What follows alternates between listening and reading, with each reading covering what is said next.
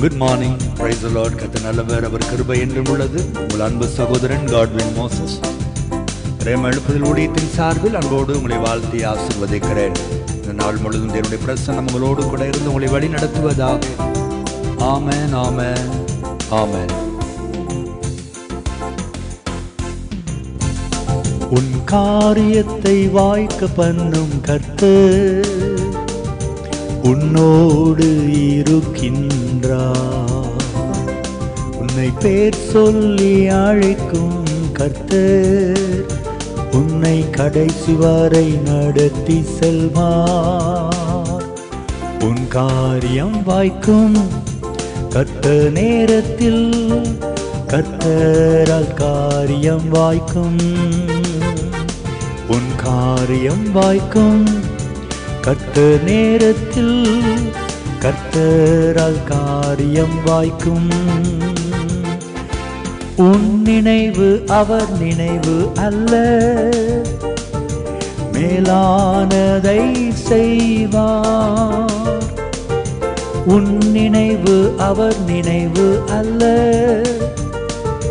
மேலானதை செய்வார். உன்னை உடைத்து உருவாக்கும் குயவனவர் உன்னை சிறப்பாய் பணிந்திடுவார். உன்னை உடைத்து உருவாக்கும் குயவனவர் உன்னை சிறப்பாய் பணிந்திடுவார். உன் காரியம் வாய்க்கும் கர்த்தர் நேரத்தில், கர்த்தரால் காரியம் வாய்க்கும். உன் காரியம் வாய்க்கும் கர்த்தர் நேரத்தில், கர்த்தரால் காரியம் வாய்க்கும். தேவனுடைய பிள்ளைகளே, இவ்வளவு நாட்கள் பிரயாசப்படுகிறேன், ஒன்றும் வாய்க்கவில்லை என்று ஏக்கத்தோடு நீங்கள் காத்திருந்தால், இந்த காலை வேளையில் இந்த பாடல் மூலம் கர்த்தர் பேசுகிறார். உன் காரியம் வாய்க்கும், கர்த்தருடைய நேரத்தில் அந்த காரியம் வாய்க்கும்.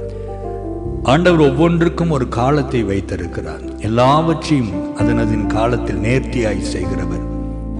நாம் உடனே நடக்க வேண்டும், உடனே காரியம் ஆக வேண்டும் என்று யோசிக்கிறோம். கர்த்தர் பாருங்கள், வானத்தை பூமியும் உருவாக்கும் பொழுது ஒரே நாளில் சகலமும் உண்டாகட்டும் என்றால் உண்டாயிருக்கும். ஆனால் கர்த்தர் அப்படி உருவாக்கவில்லை. ஒவ்வொரு நாளிலும் ஒவ்வொன்றை உருவாக்கினார். ஒவ்வொரு நாளிலும் ஒவ்வொரு காரியத்தை உருவாக்கி நல்லது என்று கண்டார். பொறுமையோடு செய்தார், நிதானமாய் செய்தார். அதே ஆண்டவர் உங்கள் வாழ்க்கையிலும் நிதானமாய் செய்கிற தேவன், பொறுமையோடு செய்கிற தேவன். அவர் குறித்த நேரத்தில் காரியங்களை வாய்க்க பண்ணுகிற ஆண்டவர். நாம் விரும்பின உடனேயே அந்த நன்மை வர வேண்டும், அந்த ஆசீர்வாதம் வேண்டும் என்று நாம் விரும்பினால் அதில் ஆசீர்வாதம் இருக்காது என்பதை புரிந்து கொள்ளுங்கள். என்னுடைய பிள்ளைகளை, உங்கள் நினைவுகள் அவர் நினைவு அல்ல, உங்கள் வழிகள் அவர் வழிகளும் அல்ல. பூமிக்கு வானம் எவ்வளவாய் உயர்ந்து இருக்கிறதோ அவ்வளவாய் உங்களை குறித்து, உங்கள் திருமண காரியத்தை குறித்து, உங்கள் வேலை காரியத்தை குறித்து, உங்கள் எதிர்காலத்தை குறித்து, உங்கள் வேலை தொழில் காரியம் ஊழியம் காரியங்களை குறித்து கர்த்தருடைய எண்ணம் உயர்ந்து இருக்கிறது என்பதை மறந்து போகாதிருங்கள். ஆகவே அவர் காரியத்தை வாய்க்க பண்ணுகிறவரை பொறுமையோடு நீங்கள் காத்திருந்தால் நீங்கள் பெற்றுக்கொள்ளுகிற ஆசீர்வாதம் உயர்ந்ததாய் இருக்கும். மனுஷனுக்கு செம்மையாய் தோன்றுகிற வழிகள் உண்டு, முடிவு மரண வழிகள். காரியத்தை நானே வைத்துக் கொள்வேன் என்று போகிற அநேகர் தோல்வியிலும் நஷ்டத்திலும் இழப்பிலும் வேதனையிலும் தங்களை சிக்கிக் கொள்ளுகிறதை நாம் பார்க்கிறோம். பொறுமையோடு இருங்கள் தேவ பிள்ளைகளே, கர்த்தர் காரியங்களை வாய்க்க செய்வார். நீங்கள் தோல்வி அடைவதே இல்லை. ஆண்டவரே, நான் பொறுமையோடு காத்திருக்கிறேன், என் தேவன் என் காரியங்களை வாய்க்க பண்ணுவதற்காய் உமக்கு ஸ்தோத்திரம். நீர் குறித்த நாளிலே அந்த நன்மையை என் கரத்தில் எடுத்து கொடுக்க போகிறீர், உமக்கு ஸ்தோத்திரம் என்று பொறுமையோடு காத்திருங்கள். நிச்சயம் என் ஆண்டவர் மகிமையான காரியங்களை செய்து உங்களை பிரகாசிக்க பண்ணுவார். ஜெபிப்போமா? ஹல்லேலூயா.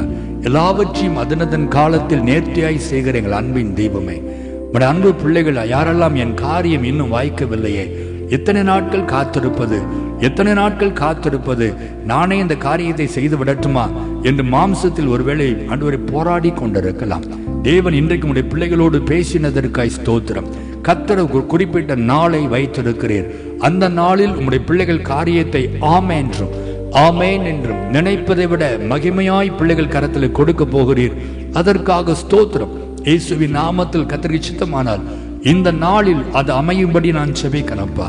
இந்த நாளில் உம்முடைய பிள்ளைகள் காரியங்கள் வாய்ப்பதாக. இதுவரை உம்முடைய பிள்ளைகள் வாழ்க்கையில் இருந்த தோல்விகள் இயேசுவின் நாமத்தில் விலகும்படி நான் செபிக்கிறேன். பிள்ளைகள் வாழ்க்கையில் இருந்த நஷ்டங்கள், இழப்புகள் இயேசுவின் நாமத்தில் மாறும்படி நான் செபிக்கிறேன். அல்லேலூயா. இனி கர்த்தர் பொறுப்படுத்த காரியங்களை வாய்க்க பண்ணுவீராக. பிள்ளைகள் மகிழ்ந்து களி கூறும்படி, நன்மையினாலே திருப்தியாக்கும்படி நான் செபிக்கிறேன். நீர் அப்படி ஆசீர்வதிப்பதற்காய் ஸ்தோத்திரம். நீர் குறித்த நேரத்தில் அதை செய்து பிள்ளைகளை ஆச்சரியப்படுத்தும், மகிழ்ச்சியாக்கும், ஆசீர்வதியும்.